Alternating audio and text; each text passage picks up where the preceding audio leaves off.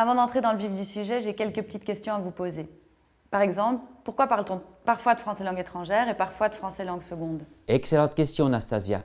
Je ne pourrais cependant pas répondre de manière définitive car la différence est assez imprécise. Même si elle reste contestable, la formulation français langue étrangère et seconde et l'acronyme FLAISE se sont largement répandus et s'opposent dorénavant au français langue maternelle ou langue première.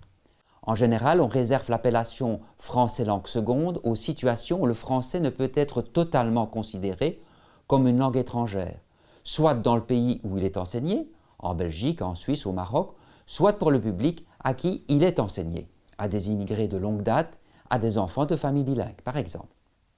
Vous verrez que l'on ajoute toute une série d'autres étiquettes au français langue étrangère ou seconde en fonction des circonstances dans lesquelles on l'enseigne. Français sur objectif spécifique, le FOS, français langue d'accueil ou langue d'intégration, français professionnel, français de scolarisation, français sur objectif universitaire, etc. J'en profite pour signaler que l'on appelle langue cible et culture cible la langue et la culture enseignée, ici le français et les cultures francophones. Qu'on appelle langue source et culture source les langues et cultures maternelles des apprenants. Et éventuellement, langue et culture relais, les langues et cultures étrangères que ces apprenants connaissent bien et qui servent, volontairement ou non, d'intermédiaires. Comme par exemple l'anglais pour des Chinois qui apprennent le français. On peut aussi désigner ces différentes langues par des numéros, L1 pour la langue maternelle, puis L2, L3, etc. À propos du public, justement, vous ne parlez pas d'élèves ou d'étudiants, mais d'apprenants. C'est pas un peu trop savant? Rassurez-vous, ce n'est pas pour le plaisir de jargonner que l'on utilise le mot apprenant à la place d'élèves ou d'étudiants, comme dans d'autres didactiques. Mais pour la bonne raison que les publics sont beaucoup plus variés en didactique des langues étrangères, qui dépassent largement le cadre scolaire. Ce terme d'apprenant met aussi l'accent sur leur rôle actif, au même titre que celui d'enseignant. Ce qui me permet d'insister sur les deux versants de la didactique justement, l'enseignement d'une part et l'apprentissage de l'autre. On ne peut plus les confondre comme quand on pensait qu'il suffisait à l'enseignant d'enseigner pour que les apprenants apprennent. Il faut surtout rappeler que l'enseignement est au service de l'apprentissage et pas l'inverse.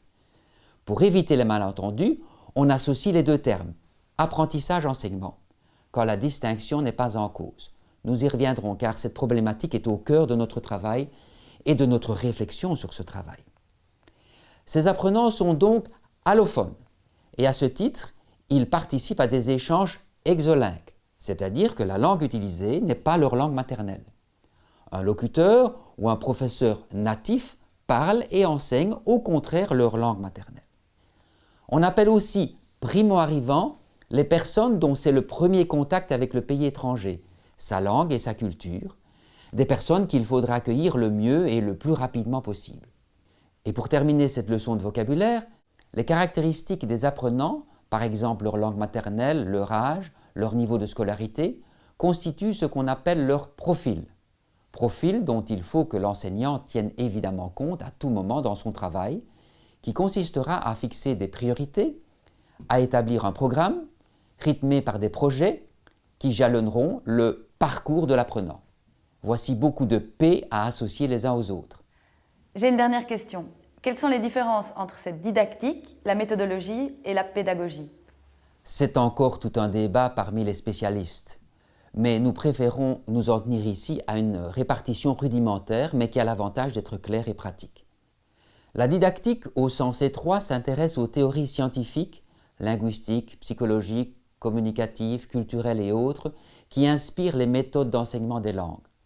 La didactique des langues se trouve en effet au confluent de nombreuses autres sciences et disciplines, ce qui la rend passionnante mais aussi difficile, tant dans le domaine de l'enseignement que de la recherche.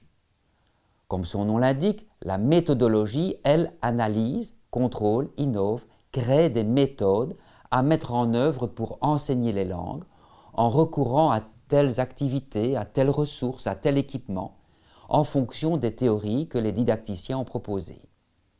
La pédagogie, elle, se concentre sur le travail direct de l'enseignant avec les apprenants, en classe ou à distance, comme c'est le cas ici.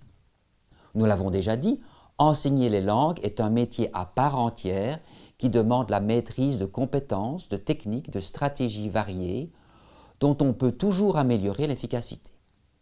Les 3 niveaux ne sont évidemment pas isolés. Il est indispensable de les articuler les uns aux autres. Un bon enseignant ne cesse de chercher, et c'est en enseignant qu'un bon chercheur vérifie ses travaux. À tel point qu'on utilise aussi, ce sera notre cas ici, le mot didactique dans un sens large pour englober aussi la méthodologie et la pédagogie. Pour finir, il faut signaler que les langues sont tellement indissociables des cultures, comme nous le constaterons constamment, que le terme qui s'impose maintenant est celui de didactique des langues et des cultures étrangères. Et en ce qui nous concerne, didactique du français langue étrangère et seconde et des cultures francophones.